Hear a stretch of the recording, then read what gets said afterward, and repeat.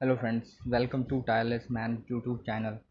मैं आपके लिए करंट अफेयर्स सीरीज़ लेके आया हूं और मैं आपको करंट अफेयर्स पढ़ाऊंगा। और ये करंट अफेयर्स आपके सभी कॉम्पिटिटिव एग्ज़ाम्स जैसे UPSC, civil service, IAS, IPS, SSC और बैंकिंग के और अन्य एग्ज़ाम्स के लिए भी हेल्पफुल होंगे।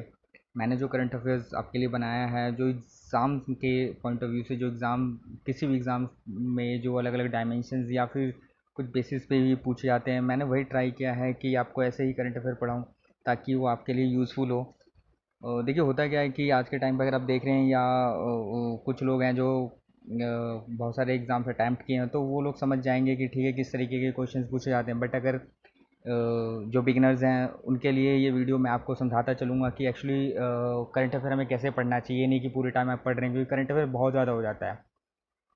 तो इसलिए आपको कुछ हर एक टॉपिक का बहुत लिमिटेड चीज़ ही पढ़ना होता है। ठीक है, तो वो आपके लिए एक सीखने का होगा कि ठीक है, आप सीख सकते हैं कि करंट अफेयर में क्या पढ़ा जाए, जो आप जो भी आपके करंट अफेयर्स के क्वेश्चन है उसको आप अटैम्प्ट कर सके।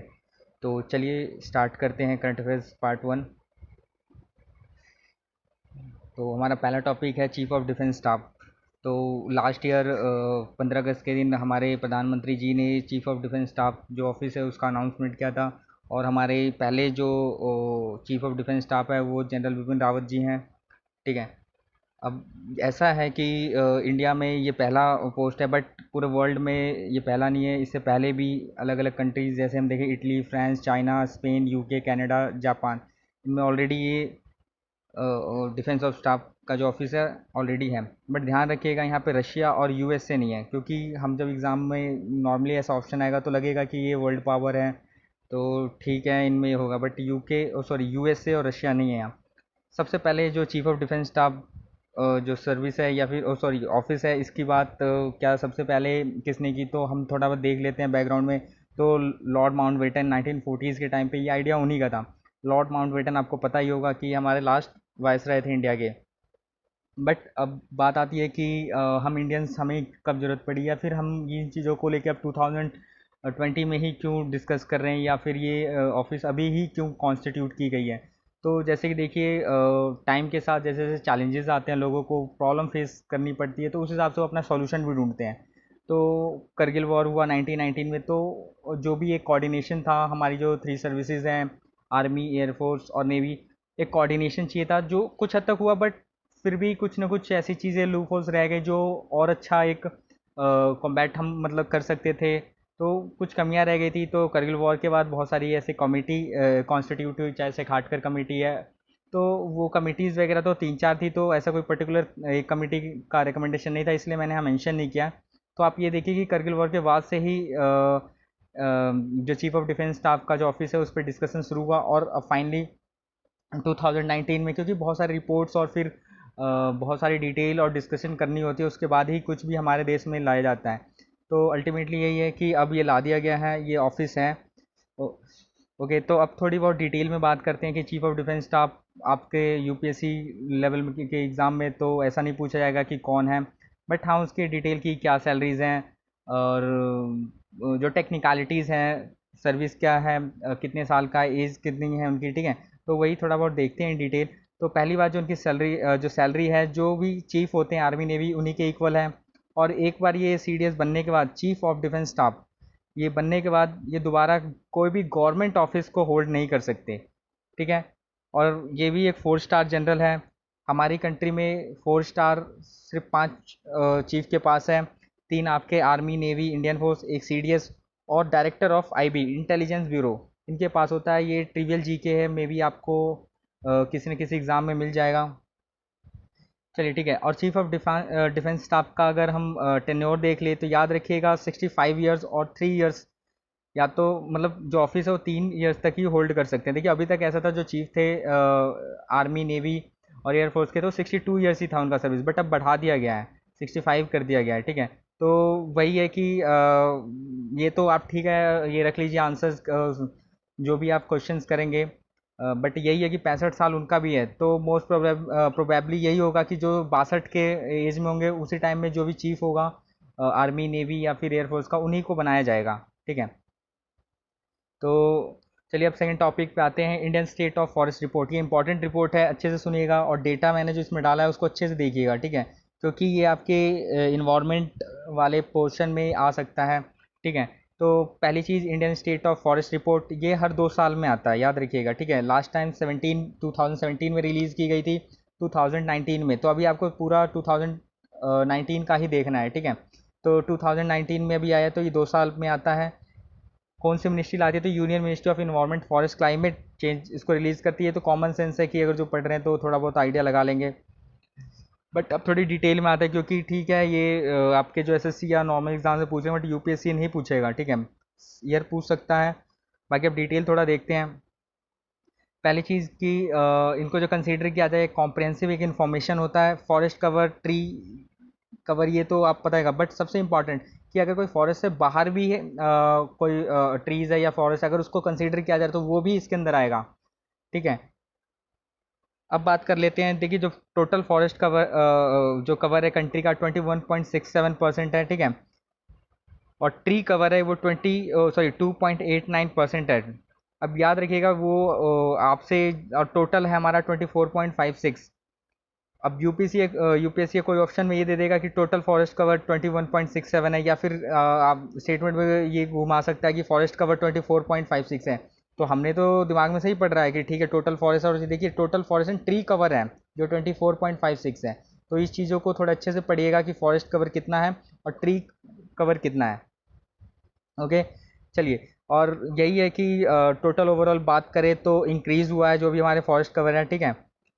अब जो टॉप 5 स्टेट हैं, मैंने क्रोनोलॉजिकल ऑर्डर में लगाया, ये भी हो सकता है कि दे दे जहाँ पे फॉरेस्ट इंक्रीज़ हुए हैं, ठीक है। जनरली 17 के हिसाब से जो नॉर्थ ईस्टर्न स्टेट थे वहाँ हुए थे, बट अगर मैं अभी बात करूँ जो 2017 में जो रिपोर्ट आ रहा है उसमें नॉर्दर्न स्टेट थे, नॉर्थ ईस्टर्न स्टेट थे, बट अभी जो 2019 में आया है इनमें आपके जो टॉप 5 स्टेट्स हैं वो कर्नाटका है, आंध्र प्रदेश है, केरला है, Jammu and Kashmir and Himachal Pradesh, okay. अब मैं यहाँ पे एक चीज़ बताना चाहूँगा, जो फॉरेस्ट कवर जो हिल डिस्ट्रिक्ट का वो 40.30% है, ठीक है, इंक्रीज़ हुआ है, ये आपको याद नहीं रखना, बस ये याद रखिएगा जो total forest cover in tribal area वो 37.54 है। तो ये हो सकता है कि स्टेटमेंट में दे दे कि ठीक है टोटल फॉरेस्ट कवर मतलब बड़ा है और ट्राइबल एरियाज़ में ज़्यादा बड़ा है। लोगों को लगेगा कि ठीक है लोग जंगलों में ज़्यादा रहते हैं, ट्राइबल्स एरिया है तो वहाँ पे ज़्यादा, बट नहीं, ये हिल डिस्ट्रिक्ट है, वहाँ पे आपका फॉरेस्ट कवर बड़ा है या फिर ज़्यादा है, याद रखिएगा, ठीक है, कि ज़्यादा कहाँ है, आपके हिल डिस्ट्रिक्ट में है, ट्राइबल्स एरिया में जो ट्राइबल डिस्ट्रिक्ट है वहाँ नहीं है। नेक्स्ट करते हैं, तो जो नॉर्थ ईस्टर्न स्टेट जैसे मैं बता रहा था कि वहाँ पे कम हुआ है, ठीक है। 2017 में तो जो नॉर्थ ईस्टर्न स्टेट थे हमारे वहाँ बढ़ा, बट 2019 का जो डेटा आया है उसमें ये कम हुआ है, ठीक है, और सभी स्टेटों में कम हुए, बट याद रखिए असम और त्रिपुरा स्टेट में नहीं हुआ है, ठीक है। असम और त्रिपुरा स्टेटमेंट में दे सकता है कि सभी नॉर्दर्न ईस्टर्न स्टेट है वहाँ पे आपका फॉरेस्ट कवर डिक्रीज़ हुआ है, तो वो स्टेटमेंट गलत होगा, ठीक है। बट ओवरऑल अगर देखें तो नॉर्दर्न ईस्टर्न स्टेट में कम हुए हैं, बट आसाम त्रिपुरा में कम नहीं हुआ है। मैंग्रोव जो कवर है वो भी बड़ा है, बैम्बो भी बड़ा है हमारा, ठीक है। याद रखिएगा गुजरात में सबसे ज़्यादा वेटलैंड एरिया आता है, ठीक है, उसके बाद बंगाल है। कई बार हमें लगेगा कि ठीक है बंगाल या फिर सॉरी वेस्ट बंगाल या फिर आपका उड़ीसा साइड, ठीक है, बट नहीं, सबसे ज़्यादा वेटलैंड हमारे गुजरात में। लोगों के मन में आया कि गुजरात तो ठीक है एक ड्राई एरिया है और डेजर्ट एरिया आता है, तो नहीं, सबसे ज़्यादा वेटलैंड आपके गुजरात में है, ठीक है। और उसके बाद जैसे अभी थोड़े दिन पहले भी रिपोर्ट आया, जैसे आपने देखा ऑस्ट्रेलिया में जो फॉरेस्ट में फायर लगे थे या ये ऐसे इंसिडेंट आते, तो हो सकता है ये चीज़ें रिलेट करके हमसे किसी एग्ज़ाम में क्वेश्चन पूछा जा सके। तो इंडिया भी highly to extreme fire prone है, ठीक है, आग लगने की बहुत ज़्यादा संभावना है, और वो ऑलमोस्ट ऐसे कि फॉरेस्ट कवर का जितना पार्ट है उसका 21.40% बहुत ज़्यादा आपका वल्नरेबल है, ठीक है। तो ये थोड़ा याद रखिएगा डेटा। बाकी ये टॉपिक हमारा ख़त्म होता है, थर्ड टॉपिक पे आते हैं, ओके। बुदापेस्ट कन्वेंशन, देखिए बुदापेस्ट कन्वेंशन, देखिए बुदापेस्ट जो है वो आपका कैपिटल है हंगरी। हंगरी एक यूरोपियन कंट्री है, ओके। जो बुदापेस्ट कन्वेंशन है, पहली चीज़ की मैंने 2001 इसलिए लिखा हुआ है क्योंकि ये पिक्चर आया, मतलब ये जब से आया है ये 2001 में आया है, और अल्टीमेटली अभी हम क्यों पढ़ रहे हैं इसको, तो यूनाइटेड स्टेट्स ने कहीं ना कहीं बहुत एम्फोसाइज़ किया, या फिर जो कंट्रीज़ हैं उनको बोला है कि आप बुदापेस्ट कन्वेंशंस को कहीं ना कहीं अडॉप्ट करिए, ठीक है। अब थोड़ा बहुत डिटेल में देखते हैं कि बुदापेस्ट जो कन्वेंशन है वो है क्या। तो ये पहली ट्रीटी है, ये ट्रीटी किस चीज़ को एड्रेस करती है, तो साइबर क्राइम, आपके इंटरनेट या कंप्यूटर क्राइम जो भी होते हैं, ठीक है। और जो इसको इनिशिएट किया था वो कहीं ना कहीं काउंसिल ऑफ यूरोप, मतलब ये जो आइडिया था काउंसिल ऑफ यूरोप, देखिए जो काउंसिल ऑफ यूरोप बिल्कुल यूरोपियन यूनियन से अलग है। मैं अभी बाद में डिस्कस करता हूँ, ठीक है। बट याद रखिए ये जो आइडिया था ये काउंसिल ऑफ यूरोप का था, और ये ओनली एक ऐसी ट्रीटी है जी प्रॉपर ओनली पे। ज़्यादातर हमारे साथ ये होता है कि हम ओनली वाले केस में थोड़ा रहते हैं कि ये है या नहीं है, या जो एक दो अटैम्प्ट दे चुके हैं वो कन्फ्यूज़ हो जाते हैं। तो बिल्कुल ये एकमात्र ऐसी ट्रीटी है जिसको यूनाइटेड नेशंस ने भी रिकग्निशन दे रखा है, ठीक है। ओके, बट ध्यान दीजिएगा जो सबसे इंपॉर्टेंट है, इसमें इंडिया इसका कन्वेंशन का सिग्नेटरी नहीं है। इंडिया इस कन्वेंशन को अडॉप्ट नहीं करता है, ठीक है। इंडिया इस कन्वेंशन को अडॉप्ट नहीं करता है। क्यों नहीं करता? क्योंकि जब ये ड्राफ्ट हो रही थी तो कहीं ना कहीं पार्टिसिपेट नहीं किया था। तो अब देखिए, अब पार्टिसिपेट बहुत सारे ऐसे कन्वेंशन है, बट ज़्यादातर क्या होता है कि जब हम पार्टिसिपेट करते हैं तो हम भी अपने टर्म्स, या फिर देखिए कोई भी रूल्स रेगुलेशन या कोई भी कन्वेंशन है, तो जैसे यूरोपियन कंट्री है या फिर कोई और कंट्री, तो वो अपने हिसाब से भी उस कन्वेंशन में जो समझ रहे आप टर्म कंडीशन डाली जाती हैं, तो वो अपने जो सोशियो डोमोग्राफिक या पॉलिटिकल, पॉलिटिकल तो नहीं आता है, बट ऐसी बहुत सारी चीज़ों को लेके वो कंसीडर करने के बाद ही डालते हैं, ठीक है।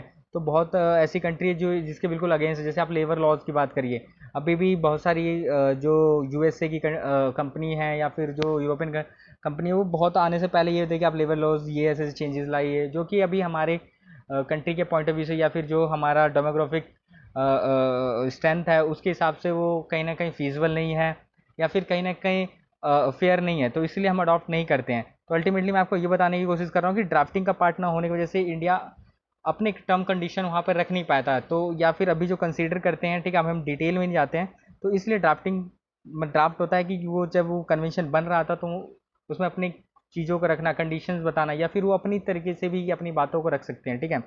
तो उस टाइम पे इंडिया कहीं ना कहीं पार्टिसिपेट नहीं करता है, तो इसलिए इंडिया ने अभी तक, तो इसका ये मतलब नहीं कि हम पार्टिसिपेट नहीं करते। अल्टीमेटली इसमें कुछ ऐसे प्रोविजंस होंगे जो इंडिया के इंटरेस्ट को कहीं ना कहीं हर्ट कर रहे होंगे, इसलिए इस चीज़ को अभी तक इंडिया ने इस कन्वेंशन को अडॉप्ट नहीं किया है, ठीक है। तो याद रखिएगा ये बहुत इंपॉर्टेंट है। लगेगा कि ठीक है एकमात्र ट्रीटी है, तो माइंड उस टाइम पे ये रीड करोगे, नहीं तो फिर इंडिया भी कर रखा होगा। तो नहीं, इंडिया और ब्राज़ील दोनों ही कंट्री इन दोनों को इस कन्वेंशन को अडॉप्ट नहीं कर रखा है। ओके, तो जैसे मैंने बोला था काउंसिल ऑफ यूरोप के बारे में बताऊंगा, तो जी बिल्कुल ये 1949 में बना था, और कहीं ना कहीं 47 मेंबर्स हैं, ठीक है। अब देखिए 28 29 और भी बाहर जो आपके कुछ पार्ट आप ले लीजिए अफ्रीका के कुछ नेशन, तो 47 मेंबर्स आप इतना याद रखिए, ठीक है। बिल्कुल ये इंडिपेंडेंट बॉडी है यूरोपियन यूनियन से, इनके अपने खुद के फ्लैग्स हैं, ठीक है, खुद का फ्लैग है। तो ये रहा बुदापेस्ट कन्वेंशन के बारे में। चलिए अब नेक्स्ट टॉपिक पे चलते हैं, प्रधानमंत्री वय वंदना योजना। देखिए ये मैं आप इसके में इसलिए पढ़ा रहा हूँ क्योंकि अभी हमने रिसेंटली देखा है कि एक तो ये कोरोना वायरस को लेके, ठीक है, कोविड 19 की वजह से बहुत सारे स्कीम्स आए या फिर पेंशन, और उससे पहले भी, ठीक है, मोदी सरकार अभी जब 2019 में 17 लोकसभा के इलेक्शन से पहले भी बहुत सारे पेंशन की योजना लेके आए, तो उसमें ज़्यादातर आप देखेंगे एलिजिबिलिटी तो 40 ईयर्स तक है, ठीक है। और 40 तक आपको कंट्रीब्यूशन करना है, उसके 60 के बाद वो आपको बेनिफिट मिलेगा। तो मैं इसलिए क्या है कि ये प्रधान मतलब कन्फ्यूज़न हो सकता है, बट ये प्रधानमंत्री वय वंदना योजना में क्या है कि वही लोग एलिजिबल है जो 60 के हैं या 60 से ज़्यादा के हैं, ठीक है। और ये 10 साल तक इस स्कीम का फ़ायदा उठाएंगे, और जितना भी उनका एक डिपॉजिट होगा उस पर 8% उनको इंटरेस्ट मिलेगा, ठीक है। तो मेन याद रखिएगा इस स्कीम का कि सरकार उन लोगों को ही ये स्कीम का फ़ायदा देगी जो 60 या 60 से ज़्यादा है। बट और जो पेंशन स्कीम है वो याद रखिए 40 ईयर्स तक है, या जो भी स्कीम है उसको अच्छे से पढ़ लीजिएगा, कहीं कंफ्यूज मत हो जाइएगा, इसलिए मैं स्कीम को अभी थोड़ा बता रहा हूँ, ठीक है। तो 10 ईयर्स के लिए 60 और उससे अबव वाले लोगों के लिए है, ठीक है, 8% इंटरेस्ट मिलेगा, और इस स्कीम को इम्प्लीमेंट करेगी life insurance corporation of India LIC, ठीक है। अब क्या ये अब अभी रहा है कि नहीं, ये जो यूनियन बजट आया था 17-18 उसी टाइम की है स्कीम, ठीक है, मतलब उस टाइम पे ये स्कीम लाई गई थी। फिर 18-19 और 19 ये तो चलिए चलता रहेगा कि ठीक है हर ईयर में कुछ सरकार लोगों पे थोड़ा अपने बजट बढ़ाती रहती है। एक चीज़ और कि आधार कार्ड इसमें मैंडेटरी है। क्वेश्चन आ सकता है स्टेटमेंट में कि ये मैंडेटरी है कि नहीं। कई बार ओनली मस्ट मैंडेटरी वाले जो ऑप्शंस लिखे होते हैं उस पर थोड़ी देर रुक के सोचिएगा, ठीक है, क्योंकि ज़्यादातर हम एक यही एक कोड बना लेते हैं कि मैंडेटरी वाले क्वेश्चंस या फिर ओनली वाले क्वेश्चन ज़्यादातर गलत होते हैं, बट नहीं, ऐसा नहीं है, कुछ स्टेटमेंट सही भी होता है, ठीक है।